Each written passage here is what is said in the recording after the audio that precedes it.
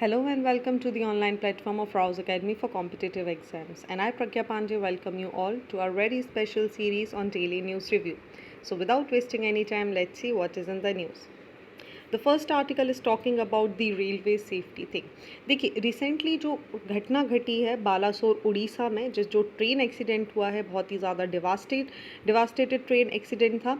आप इसमें देखेंगे कि इसमें दो ट्रेन जो कि शालीमार चेन्नई कोरोमंडल एक्सप्रेस है, दूसरा आप देखेंगे बेंगलुरु हावड़ा सुपरफास्ट एक्सप्रेस और जो एक जैसे हम मालगाड़ी यूजुअली बोलते हैं, इन तीनों का यहाँ पर आप देखेंगे कोलिजन हुआ बालासोर डिस्ट्रिक्ट उड़ीसा में और बहुत सारी जानें गई। 2013 के बाद का ये लगभग सबसे बड़ा एक्सीडेंट माना जा रहा है।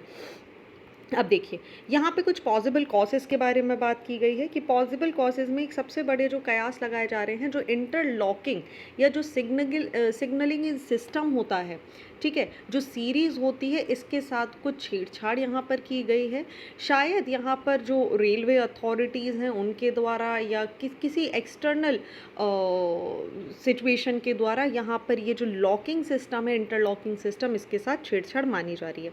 हालांकि अगर हम इंटरलॉकिंग सिस्टम की बात करें तो देखिए ये कुछ उसी तरीके से काम करता है जैसे आपका बैंक का लॉकर। तो इसकी जो एक चाबी है ये आपके इसका जो लॉकिंग सिस्टम होता है जहाँ पर इसे रखा जाता है, जो आप देखेंगे जो सेंट्रल रेल रूम में होता है मेन स्टेशन बिल्डिंग में, इसका जो एक्सेस है बिल्कुल उसी तरीके से है जैसे बैंक लॉकर को ओपन करना, जिसकी एक चाबी आप देखेंगे तो स्टेशन मास्टर के पास होती है और दूसरी जो मेंटेनर होते हैं हैव कीज़ के उनके पास होती है। इसीलिए हम इसे यूजुअली डबल लॉक सिस्टम भी बोल देते हैं। अब हालांकि बहुत सारे आरोप प्रत्यारोप का समय चल रहा है, लेकिन अभी इस पर जाँच होने की मांग की जा रही है। हमें क्या करना है, हमें इसके बारे में ज़्यादा नहीं डिस्कस करना है कि फ्यूचर होने क्या वाला है। नेक्स्ट अगर हम बात करते हैं तो हमें सबसे बड़ी चीज़ जानने की ज़रूरत है कि जो आज की डेट में अगर आप बात करेंगे, आप मोबाइल फ़ोन्स का यूज़ कर रहे हैं, आप आईटी एप्लीकेशंस का यूज़ कर रहे हैं, तो ऐसे बहुत सारे डिजिटल ऑथराइजेशन सिस्टम्स भी होते हैं जिनको बहुत आसानी से क्या किया जा सकता है, हैक भी किया जा सकता है। बहुत सारी ऐसे चांसेस हैं जिस पर यहाँ पर डिबेट चल रही है। हालांकि इसी के लिए आप देखेंगे तो एक कवच सिस्टम जिसको बार बार यहाँ पर पिक्चर में लाया जा रहा है कि कवच सिस्टम होता तो इसे अवॉइड किया जा सकता था। कवच की जब हम बात करते हैं तो आपको पता है एक इंडिजीनियसली डेवलप एक सिस्टम है जो कि इस तरीके के कोलिजन या एक्सीडेंट को यहाँ पर प्रिवेंट करता है। अब मान के चलिए जैसा हम यहाँ पर डिस्कस कर रहे हैं, यहाँ पर 3 रेल्स के साथ सिचुएशन हुई, ठीक है। किस तरीके से सिचुएशन हुई इसे समझ लेते हैं थोड़ा सा। देखिए यहाँ पर आपकी एक ट्रेन खड़ी थी गुड्स की, ठीक है। अब जब तक ये गुड्स की ट्रेन का यहाँ पर ये आराम से थी। नाउ व्हाट हैपेंड कि यहाँ पर ट्रेन नंबर ए आ रही थी, ठीक है। अब इस ट्रेन नंबर ए को यहाँ से सीधा जाना था। व्हाट हैपेंड कि इसको कुछ इस तरीके का सिग्नल दिया गया कि ये यहाँ पर टर्न हो गई। अब जो एग्जिस्टिंग मालगाड़ी यहाँ पर खड़ी हुई थी उसका और इसका कोलिशन हुआ। ऑल राइट, दूसरी एक और ट्रेन जो यहाँ से आ रही थी, जब ये ए ट्रेन यहाँ पर इससे भिड़ी तो इसके कुछ डिब्बे जो थे वो डीरेल हो गए और वो इस पटरी पर चले गए और यहीं से आ रही थी सुपरफास्ट एक्सप्रेस और वो भी आके इससे क्या हो गई, टकरा गई और इस तरीके से थोड़ा आपका कोलिशन हुआ। नाउ द क्वेश्चंस कम कि क्या कवच सिस्टम इसको अवॉइड नहीं कर सकता था? बिल्कुल कर सकता था, लेकिन जब सामने से भी कोई ट्रेन आ रही हो, जब लगभग 200 मीटर का डिस्टेंस होता तो कवच सिस्टम इसे इमीडिएटली बता सकता था।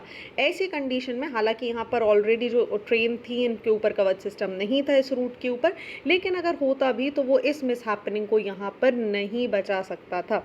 क्यों? क्योंकि ये देखिए इसके बीच में 200 मीटर का डिस्टेंस भी नहीं रह गया था। All right, so this is the first thing that you should be aware about. चलिए नेक्स्ट अगर हम बात करें तो बहुत सारे अलग अलग कमीशंस यहाँ पर बिठा ले गए हैं, जिसमें से आप सबसे इम्पॉर्टेंट एक कमीशन है जिसका नाम है विवेक देबरॉय। इस कमीशन के बारे में आप थोड़ी सी जानकारी लेंगे।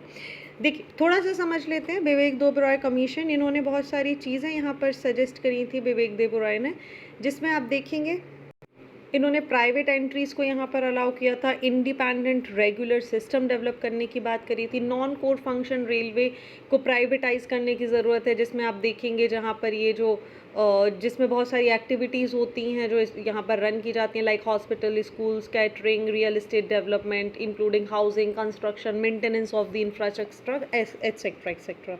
तो ये कुछ बातें हैं जो विवेक देबरॉय कमेटी ने यहाँ पर सजेस्ट करी थी।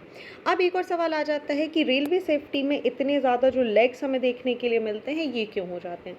देखिए, सबसे पहले हमारे पास कोई फायर डिटेक्शन सिस्टम नहीं है, ठीक है। ये जो फायर अलार्मिंग सिस्टम है, ये हमें एसी कोचेज़ में तो देखने मिल जाते हैं, लेकिन नॉन एसी कोचेज़ में नहीं होते, और ऐसी जगह पे भीड़ भी ज़्यादा होती है। दूसरी चीज़ की अगर हम बात करें तो which is the staff deficit, बहुत कम अंडर स्टाफ्ड में हम काम कर रहे हैं, जबकि जो हमारी रेलवे में यात्रा करने वाले लोग हैं उनकी संख्या ज़्यादा है। तो एक और यहाँ पर क्या आ जाएगा, क्राउडेड पैसेंजर्स आपको देखने के लिए मिल जाते हैं। दूसरा, इनअप्रोप्रिएट मेंटेनेंस, जो ट्रैक हैं उनको एक प्रॉपरली मैनेज नहीं किया जाता है। वहीं एंटी कोलिजन जो टेक्नोलॉजीज़ है वो हमें देखने नहीं मिलेगी, जबकि इंडिया वर्ल्ड में चौथे नंबर का रेलवे नेटवर्क सिस्टम बनाता है, यूएस, चाइना और रशिया के बाद। और ऐसी कंडीशन में हमारे पास कोई खास ट्रेन कोलिजन सिस्टम अभी भी नहीं है।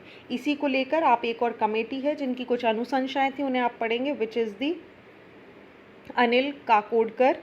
I am writing the name here.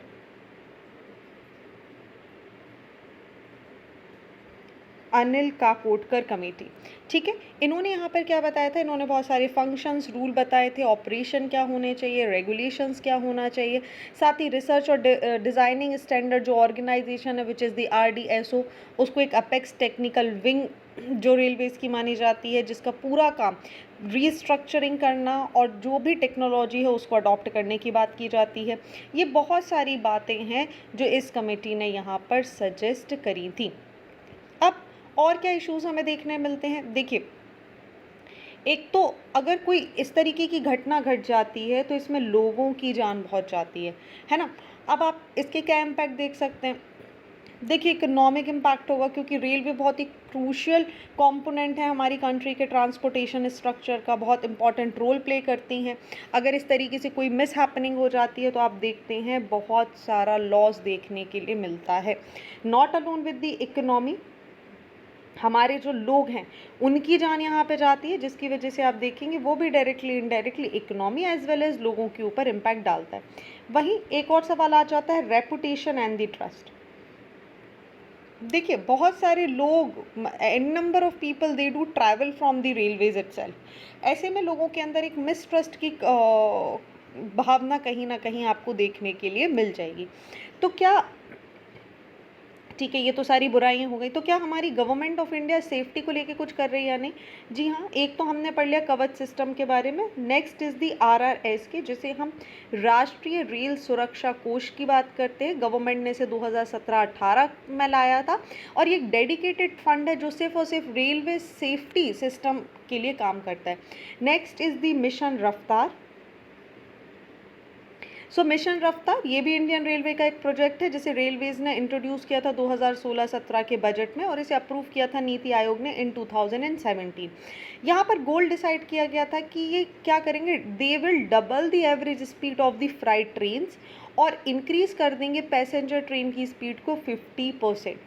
ठीक है, सो यहाँ पर जो मेजर फोकस था वो स्पीड के लिए था, लेकिन सेफ्टी और प्रिकॉशन के बारे में कोई खास बात यहाँ पर ना आपको देखने के लिए नहीं मिलेगी। नेक्स्ट ऐसे बहुत सारे पॉइंट आए हैं जहाँ पर इंफ्रास्ट्रक्चर को डेवलप करने के बारे में, सेफ्टी मेजर्स को बढ़ाने में, जो मैनुअल लेवल क्रॉसिंग होती है उसको कम करने के बारे में भी बात की जा रही है। So these are few of the facts.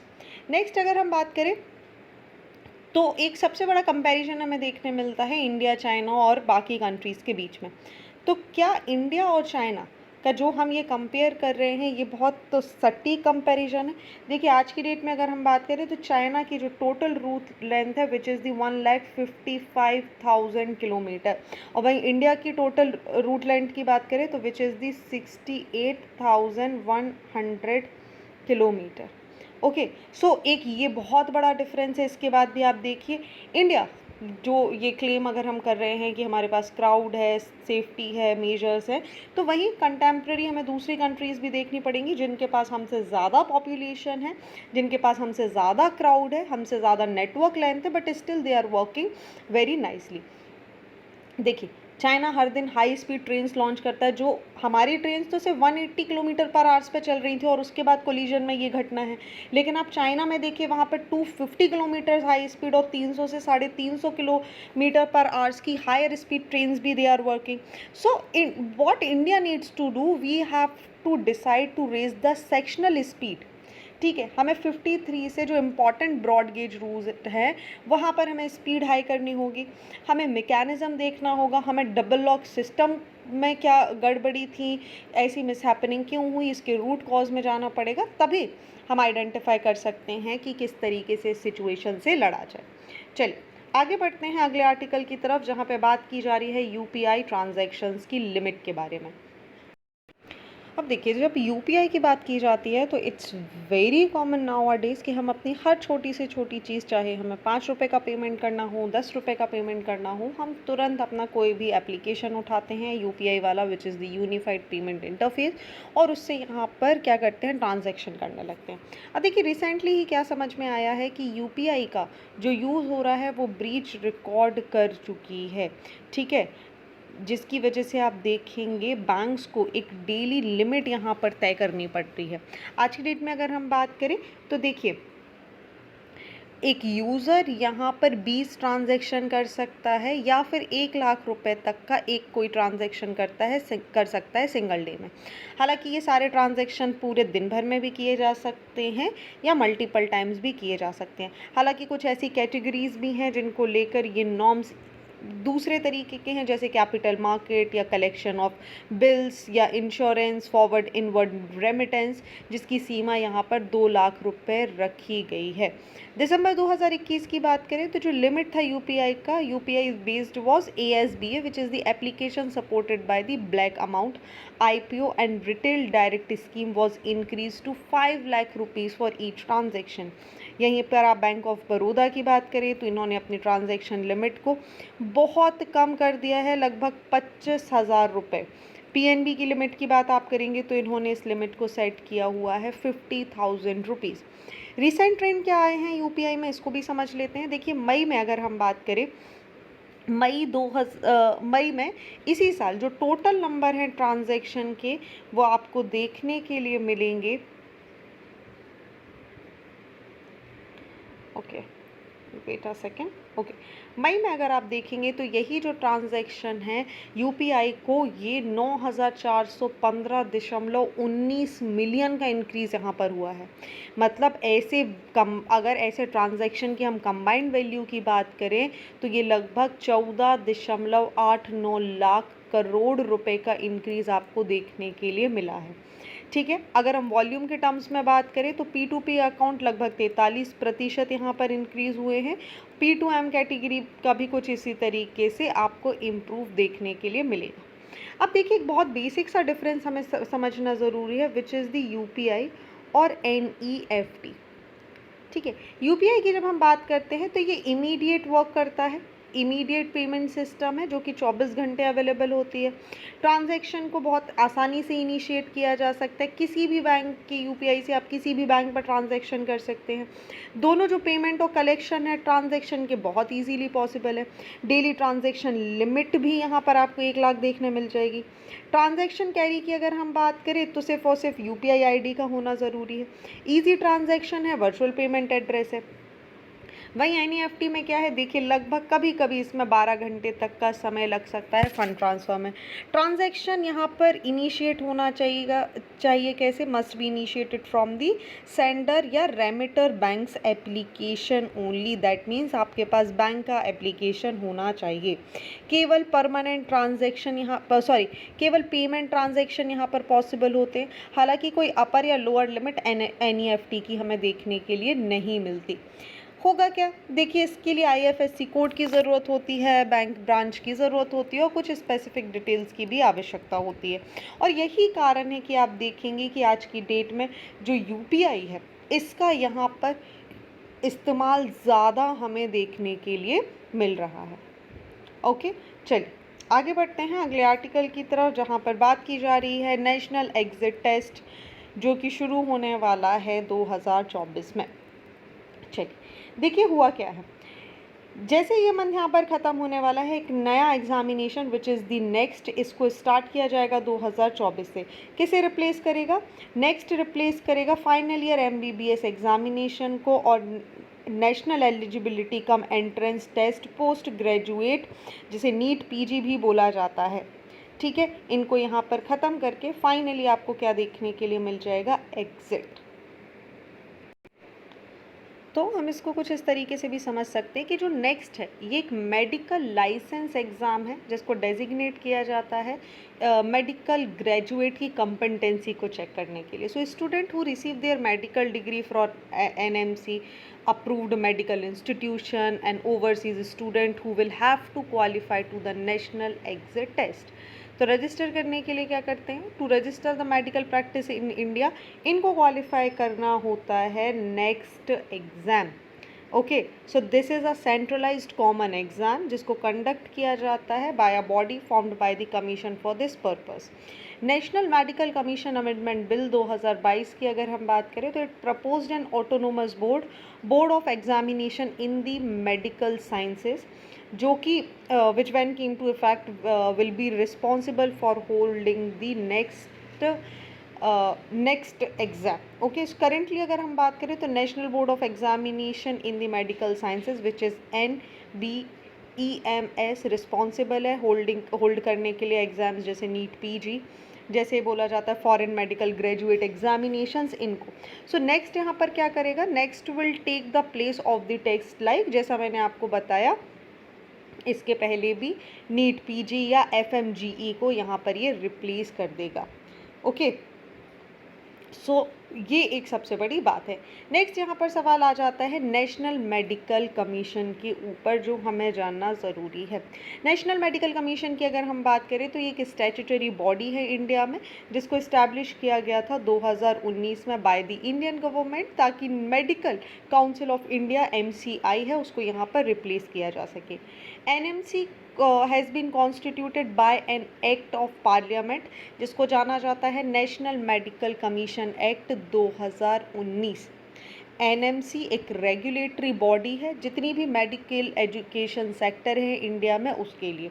अगर हम इसके विजन या मिशन की बात करें क्या है, तो ये इम्प्रूव करना क्वालिटी ऑफ एजुकेशन को, मेडिकल एजुकेशन को अफोर्डेबल बनाना, एडिक्वेट या हाई क्वालिटी मेडिकल प्रोफेशंस को इंश्योर करना पूरी कंट्री में, प्रमोट करना इक्विटेबल और यूनिवर्सल हेल्थ को, एनकरेज करना कम्युनिटी हेल्थ पर्सपेक्टिव को, साथ ही एक मेडिकल रजिस्टर फॉर इंडिया को मेंटेन करना, हाई एथिकल स्टैंडर्ड्स यहाँ पर सेट करना, साथ ही फीसेस को रेगुलेट करना, मेडिकल कोर्सेज को रेगुलेट करना, ये सारे काम कौन देखता है? आपका NMC। ऑलराइट, चलिए आगे बढ़ते हैं अगले आर्टिकल की तरफ, जहाँ बात की जा रही है US UK forge Atlantic declaration to boost ties. चलिए, बहुत इंपॉर्टेंट न्यूज़ है। अटलांटिक डिक्लेरेशन आपके लिए महत्वपूर्ण हो जाएगा। देखिए, United States and the Britain announces a new strategic pact, ताकि ये अपने जो स्ट्रेटेजिक रिलेशन है इनको यहाँ पर क्या कर सके? स्ट्रेंथनिंग कर सके। सो ये जो पैक्ट है ये एम कर रहा है to counter the threat possible by whom? By the none other than but the Russia, wait a second, it is written here only, by the Russia and China and the economic, जो भी economic instability होती है उससे एक तरीके का protection provide करने के लिए इसको यहाँ पर साइन किया गया है।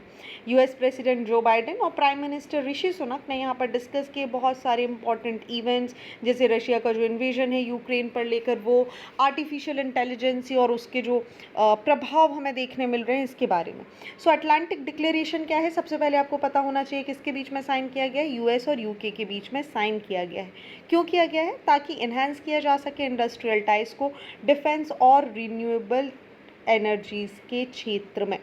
वहीं ये डिक्लेरेशन एक्नॉलेज करता है जो चैलेंज है इंटरनेशनल इनस्टेबिलिटी को लेकर, उसको देखने के लिए, डिसरप्टिव टेक्नोलॉजीज़ को, नॉन स्टेट एक्टर्स को देखने के लिए, ट्रांजेशनल इश्यूज़ जैसे क्लाइमेट चेंज, उन सबको भी ये एड्रेस करेगा।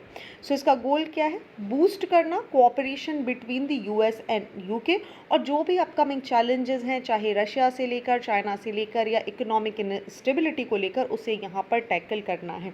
दूसरी बात, यहाँ सबसे ज़्यादा फोकस किया गया है ग्रीन एनर्जी के ऊपर। सो ग्रीन एनर्जी को यहाँ पर बहुत ही ज़्यादा प्रमोट किया जा रहा है। कारण क्यों?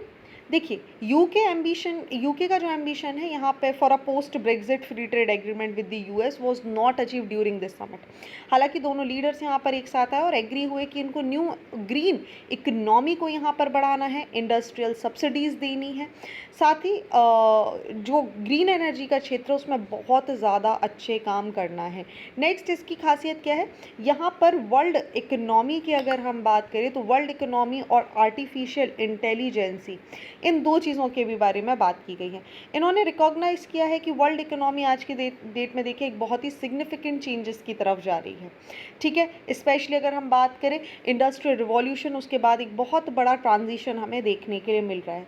साथ ही आज की डेट में देखिए एआई बहुत बड़े लेवल पर बाहर आ चुका है। एआई से रिलेटेड बहुत सारी प्रॉब्लम्स हैं, थ्रेट हैं, जो पोटेंशियल रिस्क है या जो इसके फ़ायदे हो सकते हैं, उन सभी को भी डील करने की यहाँ पर बात की जा रही है। इसीलिए आप देखेंगे world's first AI summit in the UK यहाँ पर बात की जा रही है। यहीं पर जो ऋषि सुनक हैं उन्होंने एक प्लान को रिवील किया है that they will host the world's first AI summit in the UK. तो ये एक और चीज़ आप याद रखेंगे, फर्स्ट एआई समिट यूके में होने वाली है। ठीक है, साथ ही यूके में जो फ्यूचर एआई रेगुलेटर हैं उसके ऊपर भी बात की जाएगी। सो ये था इस पूरी जो यहाँ पर अटलांटिक डिक्लेरेशन किया गया है उसका क्रक्स। ओके, हिस्टोरिकल बैकग्राउंड की बात करें तो आई वुड सजेस्ट यू कि आप यूएस और यूके का हिस्टोरिकल रिलेशनशिप, कॉमन हेरिटेज जैसे world Wars, cold war era, intelligence sharing, military collaboration, nuclear cooperation या फिर ट्रेड्स को लेकर क्या इनके फ्रंट रहे हैं, डिप्लोमेटिक कोलैबोरेशन क्या है, कल्चर या एजुकेशन एक्सचेंज प्रोग्राम्स क्या हैं, इन सारी चीज़ों को भी आप कहीं डिटेल में पढ़कर नोट बना लेंगे। चलिए आगे बढ़ते हैं नेक्स्ट आर्टिकल की तरफ। ये आर्टिकल लिया गया है, देखिए साइंस के पेज से बात की जा रही है कि how long term stress impact the intestine and your life. देखिए होता क्या है, इसको इस चार्ट के थ्रू समझ लेते हैं। यूजुअली जब हम स्ट्रेस में होते हैं, बहुत ज़्यादा सोचते हैं, रिजल्ट क्या होता है? मेंटल स्ट्रेस की वजह से एड्रिनल ग्लैंड एक्टिव हो जाता है जो एलिवेट कर देता है हमारे ग्लूकोकॉर्टिकॉइड्स को। रिजल्ट यहाँ पर दो सिचुएशन देखने मिलेंगी, मोनोसाइट्स इंक्रीज हो जाते हैं और ट्रांसफॉर्म हो जाते हैं ग्रोथ फैक्टर। रिजल्ट क्या होता है इसके बाद? आप देखेंगे मोनोसाइट्स इंक्रीज होंगे तो आपको क्या देखने मिलेगा? ट्यूमर नेर्कोसिस फैक्टर यहाँ पर बढ़ जाएंगे, जो CSF1 रिसेप्टर्स है वो यहाँ पर बढ़ जाएंगे। सेम गोज़ विद दी, अगर हम TGF यहाँ पर बढ़ेगा तो क्या होगा? आप देख लीजिए न्यूरोट्रांसमीटर डिफिशियंसी आपको देखने मिलेंगी, डिसमोर्टैलिटी देखने मिलेगी और रिजल्टेड इनटू गट इन्फ्लेशन यहाँ पर बढ़ जाएगा। ये एक इम्पॉर्टेंट चीज़ है, देखिए समझिए। स्ट्रेस का फ्रैक्चर क्या होता है? जब stress pushes the adrenal gland to make glucocorticoids, जो कि एक तरीके का, वापस से मैं बोल रही हूँ, एक तरीके का स्टेरॉयडल स्ट्रेस हार्मोन है। When the stress is short term, like जो एग्जाम के पहले यूजुअली होते हैं, it may result in the loss of appetite and increase in the frequency mood swings and frequency stool. आपने कई बार नोटिस किया होगा जब कोई व्यक्ति घबरा रहा होता है तो वो फ्रीक्वेंटली वॉशरूम का यहाँ पर यूज़ करता है। सो व्हेन इट्स क्रॉनिक और experienced long term over a few weeks two month two year, like in a toxic job और मैरिज, थ्रू चाइल्डहुड प्रेशर या ट्रॉमा, आप देखेंगे ये इन्फ्लेशन बढ़ता जाता है और गैस्ट्रोएसेंशियल ट्रैक्ट तक पहुंच जाता है और IBD जैसे विच is the inflammatory bowel diseases को भी क्रिएट कर देता है। विथ क्रॉनिक स्ट्रेस आप देखेंगे जो बॉडी है वो कॉन्स्टेंटली प्रोड्यूस करती जाती है किसको, ग्लूकोकॉर्टिकॉइड्स को, और यहीं पर दो मेन मैकेनिज्म यहाँ पर निकल के आते हैं। One is mediate by the monocytes जो मैंने आपको बताया था, और जो मोनोसाइट्स यहाँ पर बात की जा रही है white blood cells in the immune system that kills invaders, और दूसरा हमें देखने मिलते हैं TNF मतलब ट्यूमर नैर्कोसिस फैक्टर जो कि प्रोटीन है जैसे वाइट ब्लड सेल्स के द्वारा बनाया जाता है। ठीक है, ये दो चीज़ें, दो टर्म हैं जो मैंने यहाँ पर एक्सप्लेन करी, आप इसको यहाँ पर याद रखेंगे, do not forget. Two disorders, IBD is quite different from the irritable bowel syndrome that is also perceived by the stress and seen as a great deal in women. Like IBD through IBS done no cause and neither it is caused by any inflammatory response. So aerobic exercises release करती हैं एंड्रोफिन्स को which is not only boost mood लेकिन साथ ही आपको बहुत अच्छे से जो पेन है, जो घबराहट है, उसको कोप करने में मदद करता है। इसी तरीके से रेगुलर योगा प्रैक्टिस भी जो ब्रेन के न्यूरोट्रॉफिक फैक्टर्स होते हैं जो गड़बड़ा जाते हैं उसको यहाँ पर मेंटेन करने के लिए काम करता है। साथ ही योगा क्या करता है, आपको हेल्प करता है मेंटेन करने के लिए। Now what is next, what we should understand. देखिए हमें यहाँ पर समझना होगा IBD को। IBD क्या है, IBD is the inflammatory bowel disease. ये रिप्रेजेंट करता है ग्रुप ऑफ इंटेस्टिनल डिसऑर्डर को जो कि कॉज करते हैं prolong inflation of the inflammation of the digestive tract. Usually अगर हम इसकी बात करें तो ये हमें किस तरीके का दिखता है, दो मोस्ट कॉमन यहाँ पर दिखाई देते हैं, one is the UC and next is the Crohn's. ठीक है, यूसी की बात करें विच इज़ दी अल्सरेटिव कॉलिसिस्ट जहाँ पर इन्फ्लेमेशन देखने मिलता है हमें लार्ज इंटेस्टाइन में। क्रॉन्स डिसीज़ की बात करें तो ये कॉज की जाती है inflammation in any part of the digestive tract. However जो मोस्टली अफेक्ट होता है that is the tail end of the small intestine, वो हमें यहाँ पर देखने मिलता है। सो IBD को आपने समझ लिया, दो टाइप्स होते हैं।